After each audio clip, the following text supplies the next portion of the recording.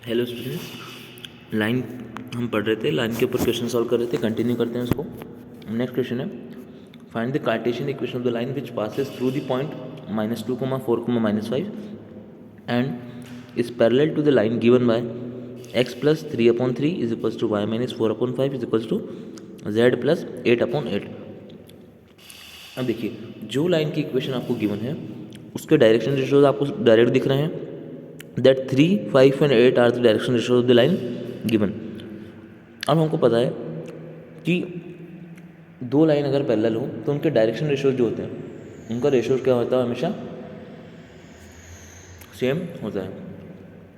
आगे हम बढ़े, मतलब अगर इसके डायरेक्शन रेशियो 3, 5, 8 है तो उसके डायरेक्शन रेशियो क्या होंगे, रेशियो सेम होगा। इसका मतलब क्या, दैट अगर उसका डायरेक्शन रेशियो आप नई लाइन के क्या मानते हैं, ABC, तो A/3, B/5 और C/8, ये तीनों का रेशियो एक कांस्टेंट आएगा जिसको हमने नाम दे दिया K। अब हमने इक्वेशन पढ़ी थी passing through a point and given direction ratios क्या होती थी, x - x1/a is equals to y - y1/b is equals to z - z1/c। वहीं से हम अगर एक पॉइंट हमको गिवन है -2, 4, -5, वो अगर पुट कर दे तो इक्वेशन क्या बन जाएगी, x + 2/a equals to y - 2/b is equals to z + 5/c। Line की इक्वेशन हमारे पास आ गई। अब हम क्या करें, इन सारे डायरेक्शन रेशियोज को जो हमने लिखा ना कि that A/3 equals to B/5 equals to C/8, यहाँ से हमको क्या मिलेगा, A is equals to 3K, B is equals to 5K and C is equals to 8K। इसको हमारी लाइन की इक्वेशन में पुट कर देते हैं तो क्या मिल जाएगी, x + 2/3K equals to y - 4/5K is equals to z + 5/8K। यहाँ से तीनों जगह से K कैंसिल हो जाएगा, डिनोमिनेटर से हमको इक्वेशन फाइनल मिल जाएगी x + 2/3 equals to y - 4/5 equals to z + 5/8। ये हमारी रिक्वायर्ड इक्वेशन ऑफ लाइन है। Next question same to same है, find the equation of straight line passing through the point 1, 2, 3 and parallel to the given line. एक line given तो direction ratio आपको सीधे पता चल जाएंगे कि रेशियो कितना होगा, 12, 4 और 5 के इंटीजर मल्टीपल्स मीन्स अगली जो लाइन निकालनी है उसके डायरेक्शन रेशियोज क्या होंगे, 12K, 4K एंड 5K, और एक पॉइंट से पास हो रही तो similar to previous question solve हो जाएगा। नेक्स्ट क्वेश्चन है एंगल बिटवीन टू लाइंस। ये क्वेश्चन भी हम अभी सॉल्व कर चुके हैं। लाइन की इक्वेशन दी हुई है, डायरेक्शन रेशियोज निकालो और फॉर्मूला लगा के आंसर हो जाएगा। नेक्स्ट क्वेश्चन, ये थोड़ा सा अच्छा क्वेश्चन है। क्वेश्चन क्या बोला गया है, find the condition that the lines x is equals to ay plus b, z is equals to cy plus d and x is equals to a dash y plus b dash, comma z is equals to c dash y plus d dash are perpendicular. इसका मतलब क्या, देखो पहली pair of lines क्या दी हुई है, x is equals to a by b और z is equals to c y plus d. इसको अगर सॉल्व करेंगे तो आपको क्या मिलेगा, x - b/a equals to y/1 और z - d/c equals to y/1 means y दोनों मिल रहा है। मतलब करस्पॉन्डिंग लाइन की इक्वेशन क्या आ जाएगी, x - b/a equals to y is equals to z - d/c। Similarly अगली इक्वेशन क्या बन जाएगी, x - b'/a' equals to y is equals to z - d'/c'। अब हमको पता है कि लाइंस परपेंडिकुलर होने के लिए उनके डायरेक्शन रेशियोज का प्रोडक्ट के सम कितना होना चाहिए, 1। तो पहले वाले के डिनोमिनेटर में आ रहा था a, यहाँ पर आ रहा है a डैश, तो a into a dash plus यहाँ पे 1 और यहाँ पर भी 1 plus 1 into 1 plus c into c dash equals to 0 means a dash plus c dash plus 1 equals to 0 is the required condition in which the given lines will be perpendicular to each other. Next question है, vector form में given है और यहाँ पर आपको vector form में इन दो lines के बीच का एंगल कैलकुलेट करना है। क्या दी हुई है लाइंस की equation, that r equals to i plus 3j plus 5k plus t into i minus 2j minus 3k and another line is i minus 2j plus 5k plus s into 2i minus 2j plus k। देखिए दो line निकल गई। Angle between the lines का मैंने कौन से angle हमने फॉर्मूले पढ़े थे, कार्टेशियन फॉर्म में कल फॉर्मूला बता दिया था, वेक्टर फॉर्म में नहीं बताया था, तो फॉर्मूला देख लीजिए वो क्या होता है। देखो आपकी लाइन की इक्वेशन जो होती है वो होती है a प्लस लेमडा बी के फॉर्म में। सपोज करो पहली लाइन है a1 प्लस लेमडा b1 और दूसरी लाइन है a2 प्लस लेमडा b2, तो दोनों के बीच का एंगल कैसे आप कैलकुलेट करोगे, that is given by cos theta is equals to b1 dot b2 divided by modulus of b1 into modulus of b2। Means आपका जो b वाला जो वेक्टर होगा वही आपकी जो एंगल होगा लाइन को वो डिफाइन करेगा। a वाला अगर सेम हो जाता है, डिफरेंस हो जाता है, कुछ भी हो उससे फ़र्क नहीं पड़ता। अगर b वाले वेक्टर दो लाइन के बीच के सेम है मतलब वो एंगल आपको सबसे दोनों लाइंस के लिए सेम ही आएगा।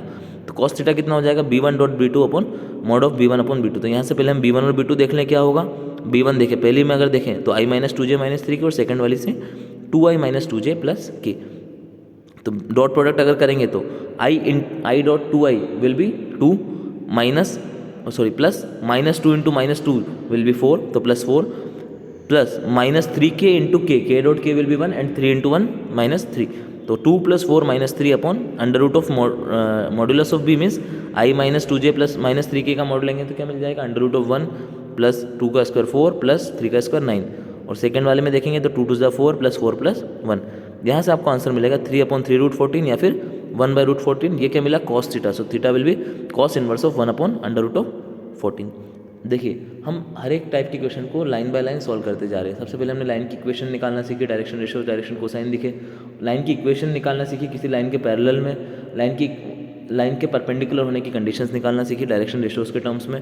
उसके बाद एंगल निकालना सीखा लाइन के बीच में, कब, जब लाइन क्या हो, कार्टेशियन फॉर्म में गिवन हो। अभी हमने क्या सीखा, जब लाइन किस फॉर्म में गिवन हो, वेक्टर फॉर्म में गिवन हो। तो सारे टाइप के एक एक दो क्वेश्चन हम कर रहे हैं। इससे क्या होगा, जब एग्जाम आपके पास क्वेश्चन आएगा तो वो नया नया नहीं लगेगा। अब देखिए 14th का बी पार्ट जो है वो सेम टू सेम क्वेश्चन है, कुछ भी नहीं है। नेक्स्ट प्लेन के क्वेश्चन से, तो प्लेन अभी आपको मुझे पढ़ाना है, उसके बाद हम प्लेन शुरू करेंगे। तो मुझे लगता है सारे क्वेश्चन प्लेन की ही हैं।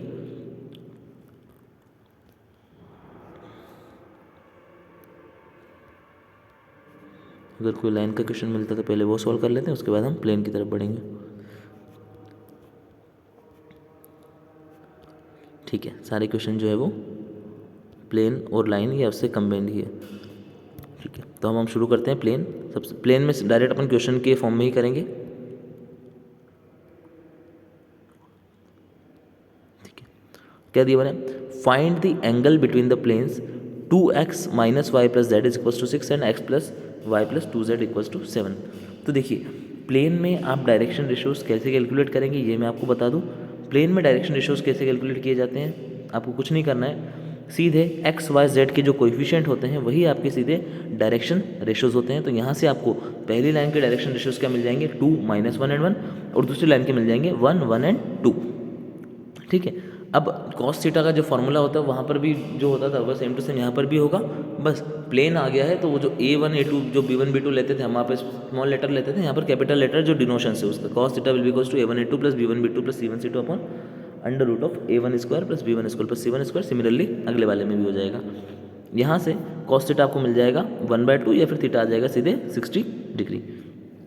नेक्स्ट क्वेश्चन हम देखें अगर कि if the planes 3x minus 6y minus 2z equals to 7 and 2x plus Y minus kz equals to 5 are perpendicular to each other, find the value of k।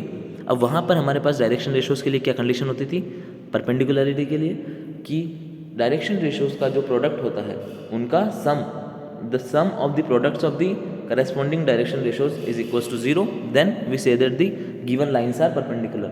Plane के लिए भी वही case बनेगा कि अगर डायरेक्शन रेशियोज के product का सम 0 आ जाता है तो हम उसको क्या बोलेंगे, परपेंडिकुलर है। यहाँ पर क्या बोला गया कि प्लेन तो परपेंडिकुलर है, आपको k की वैल्यू कैलकुलेट करनी। तो यहाँ से देखो पहली लाइन के लिए डायरेक्शन रेशियोज का मिल जाएंगे 3 माइनस 6 एंड माइनस 2, दूसरी लाइन के लिए 2 1 एंड माइनस k।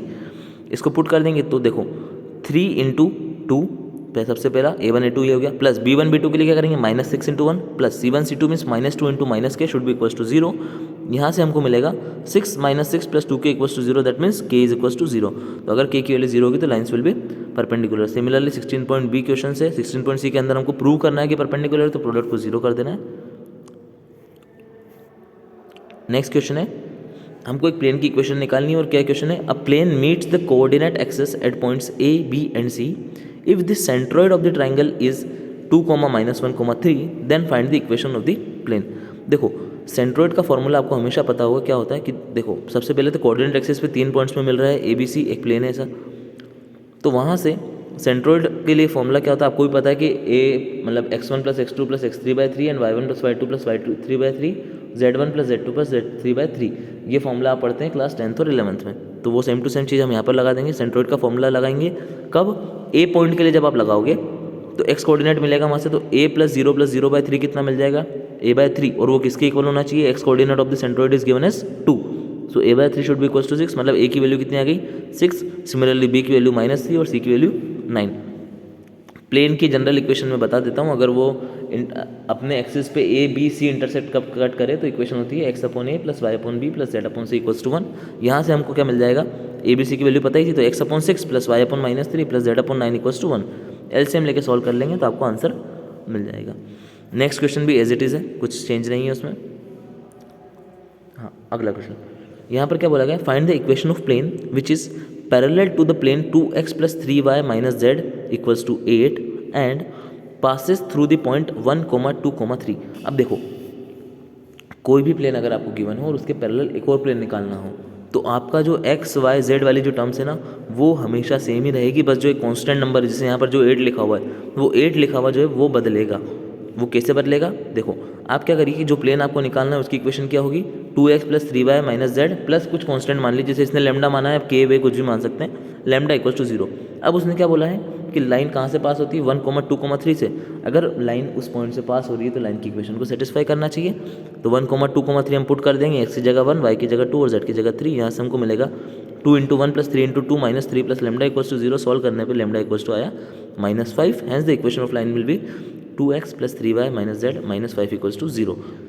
कब होगी ये लाइन सेम टू सेम, कब, जब लाइन दोनों पैरेलल हो, जो प्लेन गिवन है वो प्लेन पैरेलल होना चाहिए तो ही आप एज इट इज़ ले पाएंगे।